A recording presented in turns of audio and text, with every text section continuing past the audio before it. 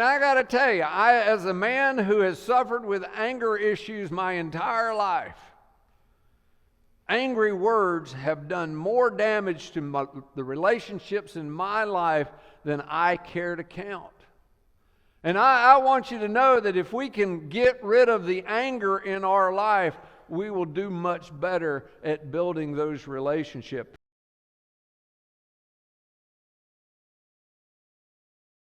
How to win friends and influence people. And I don't care who you are, you should want to be able to win friends and influence people. Some of you may just want to win one or two friends and influence one or two people. Some of you may want to influence and win a lot of people. Some of you may just want to make your spouse your friend and influence them. This lesson is for everybody. It doesn't matter who you are or what your background is. But if you are a Christian, if you are a child of God, if you call yourself a disciple, you need to listen to the traits of a person who can win friends and influence people. Nobody has ever been won or has ever been influenced by somebody they didn't like. As a matter of fact, you think about it for just a minute. If there's somebody that's annoying you, do you want to listen to them? If there's somebody that's mean and rude to you, do you want to listen to them? No. You want to listen to the people that have the traits that we're going to be talking about. Last week we talked about 3 of them. The very first one was love. And if you're not sure what biblical love is, turn to 1 Corinthians 13 and put your name in there and see if you are kind, if you are patient, if you are long-suffering, if you are all the things in 1 Corinthians 13. You see, everybody you meet is going to be asking this about you when they meet you. The very first question they ask is, do you like me? Or do you love me? Because if they don't feel like you like them, or they don't feel like you love them, and I'm talking about love not in the sense of the world, but in the biblical sense, if they feel like you don't love me, then more than likely, they're not going to want to listen to you. The second thing is reliability or dependability. Am I reliable? And that answers the second question, can I trust you?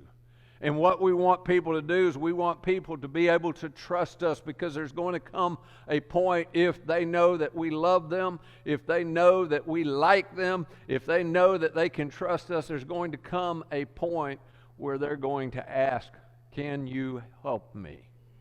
And when they ask that question, that's when we should be ready to share the gospel with them. The third trait that we discussed last week is humility, and I love that definition of humility, and that is treating others as the honored guests. I was in Jan Blackwell's class this morning. We discussed that just a moment. That idea of treating somebody as the honored guest, that puts us in a servant's role when we're dealing with other people. And if you missed last week's lesson and you didn't get these 3 points last week, I've got the website on there for you to go and you can watch it this week and you can be all caught up. But I want to go through 4 more traits that every one of us needs. And number 4 is emotional maturity. We all need emotional maturity. And for a lot of us, that's a hard thing to come by. I know that I am a high-level emotion person. My emotions go way high, and they go way low. My younger son is just like me, and from time to time, he reminds me and I remind him that, hey, our emotions are up here a lot, so don't be scared when they get way down here a lot. That's just the cycle of life. Some people, I can tell you there's some people, and Bill, I hope you don't mind me pointing Bill out, but Bill is just a steady guy. When you talk to Bill, he gets a little excited sometimes, and he gets a little down sometimes, but I mean, he's pretty even keel.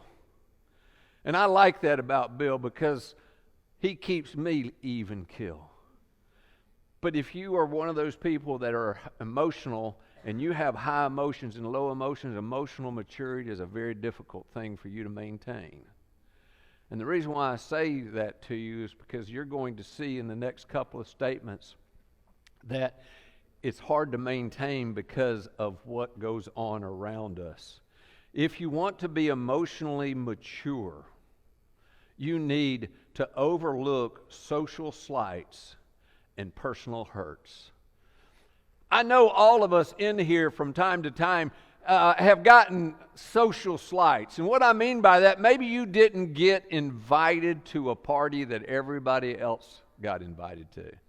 I know as a preacher from time to time, people don't want me at a party because they can't do and say what they want to do. They're afraid it'll end up in the sermon. But you got to get over those kinds of things. And there's times from time to time, people will look at you and walk by you and not say anything. And that's a personal hurt.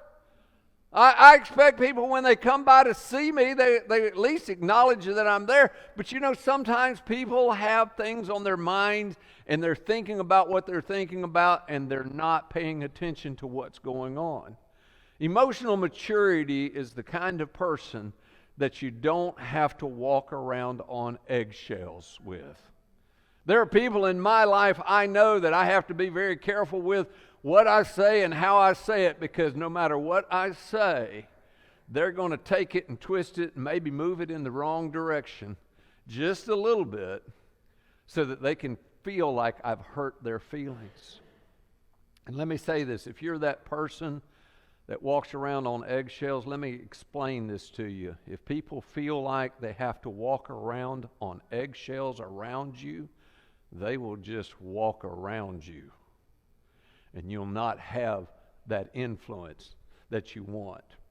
So you need to overlook those things. Proverbs chapter 19 and verse 11 says, "A person's wisdom yields patience. It is to one's glory to overlook an offense." And I want to give you some things here that I want you to think about that you may or may not have encountered, but I have seen in my lifetime in the church. When people are not invited to something, they get their feelings hurt. They get into a pout. Another thing that happens is, you ever been a part of something and you've been working hard with it and doing everything with it, and then the person that gets up and thanks everybody forgets your name? That's an offense. That's a personal hurt. The other thing is when people just don't even recognize you when you walk by. And maybe it's somebody says something just offhand that is embarrassing to you. And they don't intend to be embarrassing to you. They just spoke without thinking. And all of those are social hurts or slights and personal hurts. Look at what it says in Proverbs 17:14. "Starting a quarrel is like breaching a dam, so drop the matter before a dispute breaks out." In other words, you just got to let it go. I'm writing a song about that, but Disney says something about copyrights. I can't have it.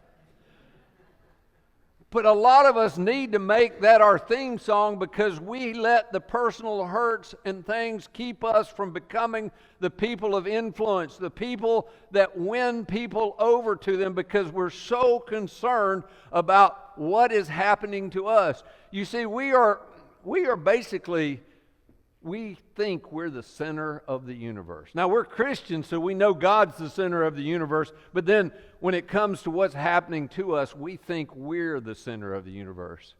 And you are all saying, "Oh, well, that's not true." Well, most of us are. I have a friend here in the audience that used to wear a t-shirt that said, "It's all about me," until I pointed out that it's not all about you. But all of us are like that. And if you think I'm wrong about that, have you ever been a part of a group photo? You know, you get maybe 40 people together. I know I have been at different times at different places, and you get a copy of that group photo. Who do you look for first? I mean, it'll be one of those photos. There'll be 100 people in it, and you'll get out a magnifying, blah, blah. I just brushed my teeth and I can't do a thing with them. You'll get out a magnifying glass and you'll look out of those 100 people and then you'll go, oh, I had my eyes closed. Like everybody else is doing the same thing. This picture's ruined. Neil had his eyes closed again. If you only realized how little people thought about you, you wouldn't worry about what people thought about you. I'm telling you that because I'm your friend and I love you. So the very first thing you've got to do is you've got to let go of those hurts. Letter B, open up your notes. Overlook hurtful words. Overlook hurtful words. I know many of you probably haven't noticed, but I got a haircut this week, and I think it looks pretty good whether you do or not. But the lady that was cutting my hair, she's a nice lady. I'm just starting to get to know her, and she was telling me about her husband dying, and it happened some years ago, and she has found another man that she is in love with now, and what a difficult thing it was to deal with losing a spouse and all those things. And then she stopped and she just stopped in a minute and she says, Neil, you wouldn't believe the dumb things people said to me. And I said, oh yes, I would. Because I've heard some dumb things come out of people's mouths. You see, they don't intend it, but they say it without thinking. Now, I'm going to give you a little insight into my life. My father, you know how you have a fight or flight response? My father has a fight response. Whenever he gets scared, he gets angry and he wants to fight. And I called my mom and dad a few years back and I said to them, Mom and Dad, I got some news. I got to tell you, it's not really great news, but I'm okay, and I just want you to know about it just so you can be praying for me. And they said, well, what is it? And I said, well, I got diabetes. The doctor diagnosed me with diabetes, and we're working on it. We're going to get the sugars down. We're going to figure it out. I'm going to have to lose some weight and all that. And my dad got so upset. He said, what did you do wrong, Neil? When I thought, well, what do you mean, what did I do wrong? Well, you had to do something wrong in order to get diabetes. And I said, I'm just too sweet. I don't know. I never heard you did something wrong to get diabetes. And I said to him, because he's had a heart attack, what did you do wrong when you had a heart attack? And he says, well, it was genetic. And yours can't be genetic because nobody else has diabetes except for you. And I said, I'm finally first. This is the kind of family that I grew up with. And you wonder why I needed therapy.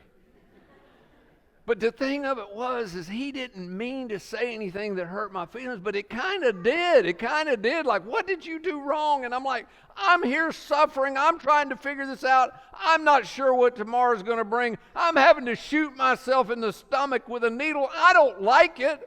And you're asking me, what did you do wrong? But I know my dad, and I know that's his response. My mom, on the other hand, my mom's response is she laughs about everything that scares her. So can you imagine growing up in a household where your dad, you fall down and your dad yells at you and your mom laughs at you? It was a rough childhood. But my point here is when you understand where people are coming from, and that's what this lady and I were talking about, is these people didn't mean to say hurtful words, but they did at the time the words they said.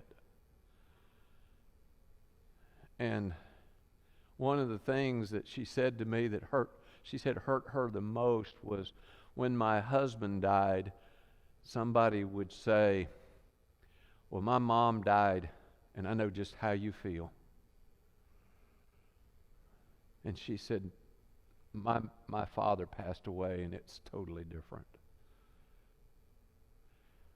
You need to learn to overlook hurtful words. It says in Ecclesiastes, and Solomon wrote the book of Ecclesiastes, if you didn't know that. Solomon was going through and trying to show us the futility of life, but he has a lot of wisdom in this book as well. It says, do not pay attention to every word people say. I want you to just underline that right now.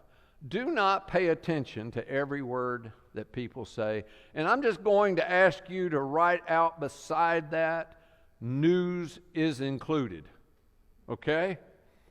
Don't pay attention to everything you hear on the news. Or you may hear your servant cursing you. And then he goes on to say, for you know in your heart that many times you yourself has cursed others. Underline those words. Because from time to time, we're going to hear people say things that we don't like. We're going to hear people talk about us in ways that we don't like. And then what we need to remember is we have done the same thing. It's just going to happen. Matthew chapter 18, 21 through 22, then Peter came to Jesus and asked, Lord, how many times shall I forgive my brother or sister who sins against me? Up to 7 times. Jesus answered him, I tell you, not 7 times, but 77 times. Because there's going to be people in your life that are going to constantly say things that are going to hurt your feelings, going to make you feel bad, that may be embarrassing you, and you just need to overlook it. And you're saying to myself, you don't understand, Neal. They do it all the time. And I'm here to tell you what Jesus says. You forgive them 77 times. Now, don't be like Robert, who's up in the booth. Robert said he's getting a notebook, and he's going to write down every time they do that. So when he gets to 77, there's no more forgiveness for them.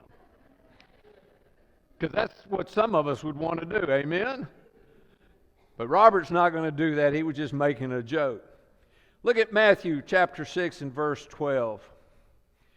And forgive us our debts as we have forgiven our debtors. You see, we judge other people on what they have done, and we judge ourselves on our intentions. We judge ourselves on our intentions. I never intended to hurt you. I never intended to say it that way. I never intended to do that to you. But then somebody does the same thing to us, and we say to them, you shouldn't have done that, because we judge them on what they have done, not their intentions. Number 5, the 5th thing you need to learn, the characteristic, is verbal etiquette. Verbal etiquette. And what I mean by that is you need to be able to say the right words at the right time. There are sometimes it's the right words, it's the wrong time, and there are sometimes it's the wrong words at the right time. You've got to figure that out. And one of the ways that you can do that is you can take your time and think before you speak. Most of us, when we're speaking, and I am so guilty of this, before you ever finish talking, I'm formulating in my head what I'm going to say to you. And sometimes I don't even listen. I love what Jan Blackwell said this morning in class.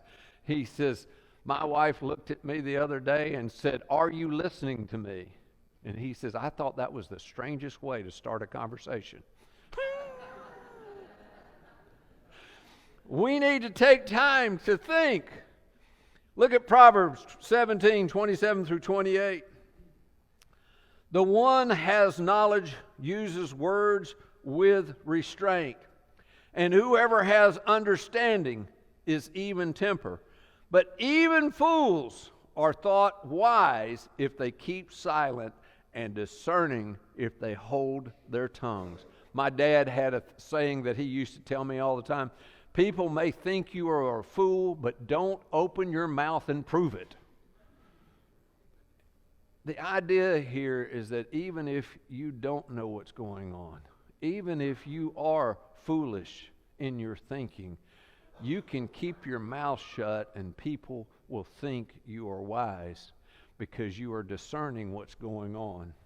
Proverbs chapter 15 in verse 28. The heart of the righteous weighs its answers, but the mouth of the wicked gushes evil. Gushes evil, I'm sorry. The mouth of the wicked gushes evil. I remember when I was growing up, there was a TV show called Roseanne, and I think that TV show did more harm to this country than we'll ever know. I thought it was funny at the time, but as I got older and as I got, in my mind, a little wiser, I realized that it caused us, and it caused me to think I had to have a snappy comeback for everything that was said to me. And there's so many people out here that have these snappy comebacks, and they just, whatever is said, they've got a snappy comeback, they've got something they've got to say, and that's what it's talking about here. But the mouth of the wicked gushes evil. A lot of times when people say things, you just need to be quiet. Proverbs 27 and verse 14, it says, if anyone loudly blesses their neighbor early in the morning, it will be taken as a curse. I want to remind you that we start services after 9 o'clock so I can be as loud as I want when I say good morning, David. But have you ever been around somebody that's loud like that first thing in the morning? I know that I am a loud person, and that's one of the things my kids hated the most is on Saturday morning when they were wanting to sleep in and I was wanting them to get up, I would scream at them, not mad, but I would yell kind of loud. It's time to get up, boys. You're burning daylight. And even today, when the boys call me early in the morning, they'll say, Dad, you're not burning daylight, are you? I'm an early riser. They were not. But here's the point. You've got to learn the right time to say things. And you've got to learn the right words. Use those right words at the right time. Letter A. Learn when to speak and when to keep quiet. Learn when to speak and when to keep quiet. There are times when you're just going to want to speak, and it's a time when you need to be quiet. And there's times when you need to speak, and you should be quiet.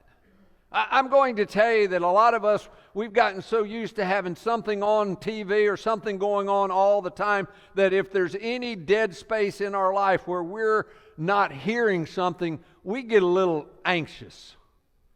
One of the things that I learned, and I learned this from a wise guy who I was talking to about going to see someone who was suffering because of grief of a lost person. And I said, you know, what is it that you say to people who are grieving? What is it that you do? He said, well, you know, it's every situation's different, but the one thing that I think you need to remember, Neal, is you don't need to say anything.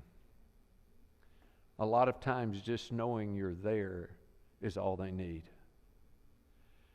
And so many times we try to take words and use words and make people feel better, and all we do is the worse. There's three people I want to talk about. The first one is the meddlers. These are the people that hear of an argument going on between two people and they want to take sides. They want to figure out who's right, and they want to jump in and they want to handle the situation. That's a meddler. It says in Proverbs 26:17, like one who grabs a stray dog by the ear is someone who rushes into a quarrel not their own. And I want you to underline those words, stray dog, and I want you to write above that a coyote. Because, you know, we have all these stray dogs around today, and most of them are friendly. You know, dogs will come right up to you and they'll pet you and that. But back in those days, they didn't have a lot of pets like that. And so when you grab a stray dog like that, guess what's going to happen? You're going to have your hands full. And so I just like the idea of grabbing a coyote that way. Because none of us would be foolish enough to grab a coyote. And the second group of people are the tattletales. The tattletale. And these are the people that want to tell everything they know about anything. These are the people that will come up to me, and I love you if you've done this. I'm not upset about it because I've been doing this so long, but people will come up to me and they will tell me things that I don't need to hear. I'll never forget a good friend of mine, and he thought he was doing me a favor. But he told me, he said, did you know that this person talked to me and some other people about getting you fired? And I said, for what? And they said, he says he doesn't like your preaching. I'm like, he's got the right to be wrong. I mean, you know, if he wants to be an idiot, that's fine with me. But I'm going to tell you, that person hurt my relationship with the person that was trying to get me fired. And if I had never known it, it would have been better. It didn't really help me to know that. Look at what it says in the scriptures. Do not slander a servant to their master, or they will curse you and you will pay for it. You need to make sure that you're telling things that need to be told, and if it doesn't need to be told, you don't need to repeat it. And then there's this third person, and that's the know-it-all. The know-it-all, you all know it all, what a know-it-all is, right? Proverbs 18:2, fools find no pleasure in understanding, but delight in airing their own opinions. Those are the people that no matter what you say, they have an opinion on it, and they're going to make sure that you get that opinion. And so those are the three people that you need to avoid being. And letter B is you need to avoid angry words. You need to avoid angry words. I heard a quote the other day that if you speak when you're angry, you will give the best speech that you'll ever regret. And I got to tell you, as a man who has suffered with anger issues my entire life, angry words have done more damage to the relationships in my life than I care to count. And I want you to know that if we can get rid of the anger in our life, we will do much better at building those relationships. Proverbs 15:1, a gentle answer turns away wrath, but a harsh word stirs up anger. And then Proverbs 10:19, sin is not ended by multiplying words, but the prudent hold their tongue. In other words, like I said before, when you get ready to give a piece of your mind to somebody, you might want to be careful because most of you don't have enough to give away. Letter C, know your audience. One of the things as a preacher is you've got to know who you're talking to.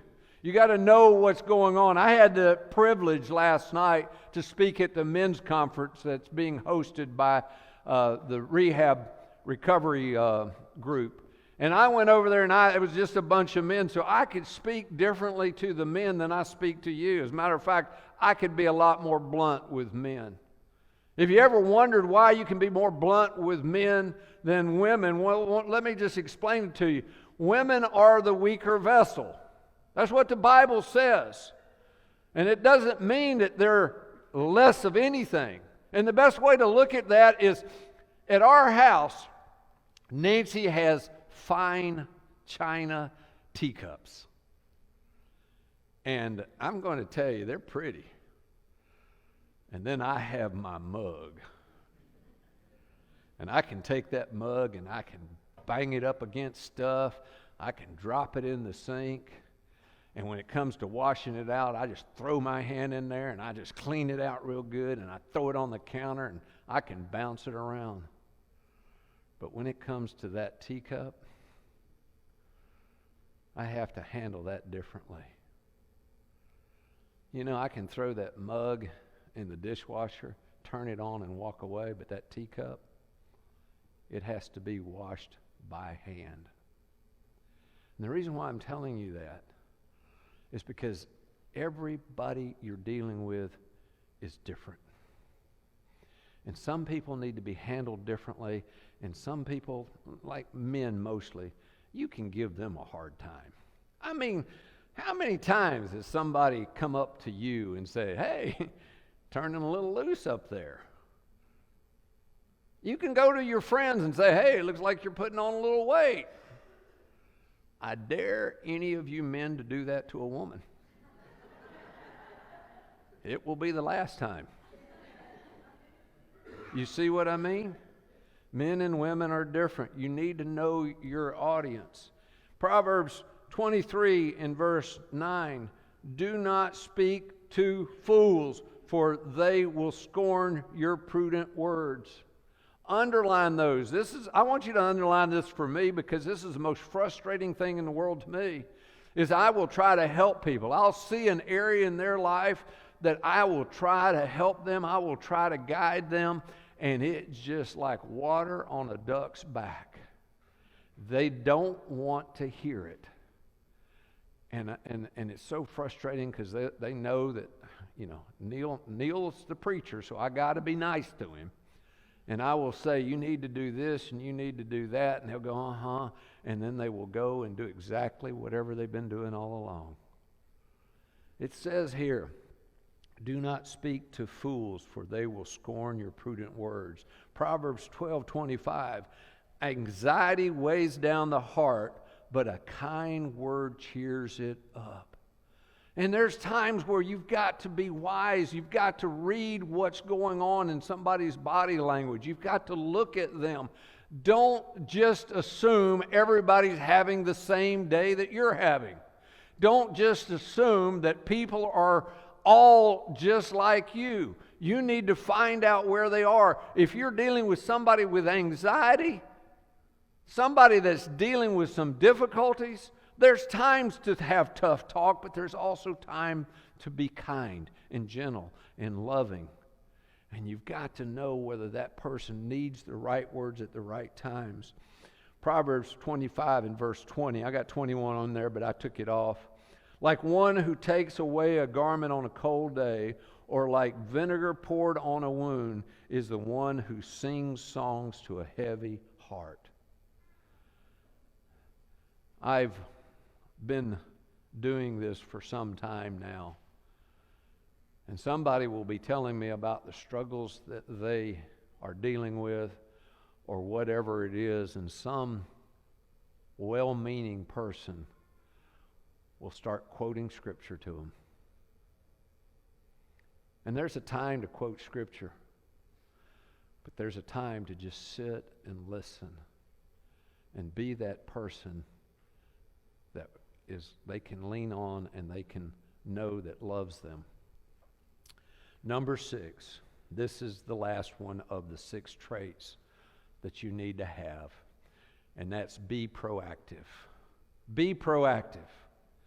And what I mean by that, be the first person to say hi. Be the first person to smile. Have you ever gotten on a plane and you didn't really want to talk to people?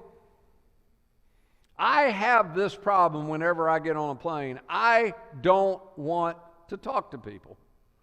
But I feel like it is my job to be friendly.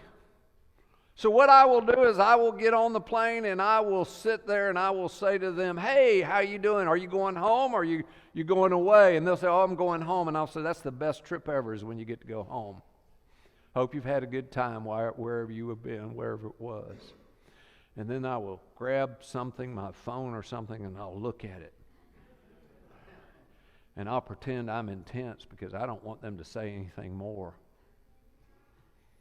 But I'm going to tell you, it never works. I've just given up on it. If I'm going to be on a plane, I'm going to have to talk to somebody. And I don't know what it is. I think I've got a sign on my forehead that says, talk to me. Because people will tell me stuff that I didn't want to know about them. And people will tell me things, and then what the best part of it is people will talk and they will tell me things, and I listen and I ask questions and I become very interested in what they're talking about. And then when the plane gets ready to land, I will say, well, it was great talking to you. And they'll say, by the way, what is it you do for a living? And I'll say, I'm a preacher, but not a priest. You didn't confess anything to me. Sometimes it's kind of funny to see their reaction. Be the first to say hi. Proverbs says, an unfriendly person pursues selfish end, and against all sound judgments starts quarrels. One of the things that when I look at people that are in leadership roles, one of the things that I assess people by is when they walk into a room, and this is particularly true for preachers, for people that are in ministry. When they walk into the room, do they walk into the room and say, here I am? Or do they walk in the room and say, there you are? You see, that's what I mean by being proactive, is you go and you are looking for others. You're not looking to be validated. One of the biggest problems most people have in ministry today is they think, here I am, come to me. And the reality of it is we should be saying, there you are. Let me come to you. I don't have this in your notes, but I thought about it this morning. This is one area I want you to be first into. Take the first step, is be the first one to say, I'm sorry. Be the first one to say, I'm sorry. If you're in any kind of relationship with anybody, you need to be the first one to say, I'm sorry. Most of us men, we're so egotistical, we don't want to be the first one to say, I'm sorry. Let's just say it together right now as a group. Let's see if everybody's mouth can do this. Say it together with me. I'm sorry. See, that wasn't so hard. And I appreciate your apologies, okay? I've been waiting for it for a long time now. From some of you more than others. But my point being is you can say I'm sorry and you can still be thinking I'm sorry, but you're still a rotten dog. Just be thinking it. Don't say that I'm sorry and you're still a rotten dog. But just learn to be the first one to take that step and say I'm sorry. Now I've got an invitation for you. I've got an invitation from God. And the whole purpose of this lesson is so that we can be better versions of ourselves than what we were yesterday. You're going to take these notes, I hope, and you're going to go through them when you get home. Maybe sit down with your spouse and you can start seeing areas that you need to work on. You can start seeing areas that you are good at. I know most of you in here are good at most of this, but there's going to be an area in all of this that you're going to need help and you're going to need to work on. And you make that your focus. And the reason why you're going to make that your focus is because you've got an invitation from God. And I found it in the scriptures, and I just thought this was just apropos for the lessons we're doing. It says here in Proverbs 22:11, one who loves a pure heart and who speaks with grace will have the king for a friend. And I can tell you who that king is. It is our Savior and our Lord, Jesus Christ. He's the King of Kings. And He's the Lord of our life if you're a Christian. And today, as we sing this invitation song, you decide. You decide what you need to do. The lesson is yours as we stand and sing.